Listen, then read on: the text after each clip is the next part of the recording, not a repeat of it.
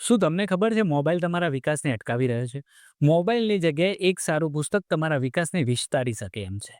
જીવનમાં આનંદ ઉલ્લાસ આવી શકે છે, નવો દ્રષ્ટિકોણ આપી શકે છે, ભવિષ્યનું સારું ઘડતર કરી શકે છે અને યાદ રાખજો, મોબાઈલની જેમ પુસ્તકને ના ચાર્જ કરવાની જરૂર છે, ના ઇન્ટરનેટની જરૂર છે. પુસ્તક ફક્ત કાગળ અને સહીનો સંગમ નથી. એ મહાન લોકોના વિચારો, લાગણીઓ અને કવિ સાથેની એવી વાતો છે જે તમારા હૃદયમાં હિંમત, સફળતા અને જ્ઞાનનો અખૂટ ભંડાર આપી શકે એમ છે. અને આ જ્ઞાનના ભંડાર થકી તમે સામાન્ય માણસોમાં અલગ કાઢી શકો એમ છો. પુસ્તક તમને શાંત થતા શીખવાડે છે, તમારી અંદર રહેલી ચિંતાઓને ઓગાળી નાખે છે અને સૌથી અગત્યનું, એ તમને સારા વિચારો કરતા શીખવાડી શકે એમ છે.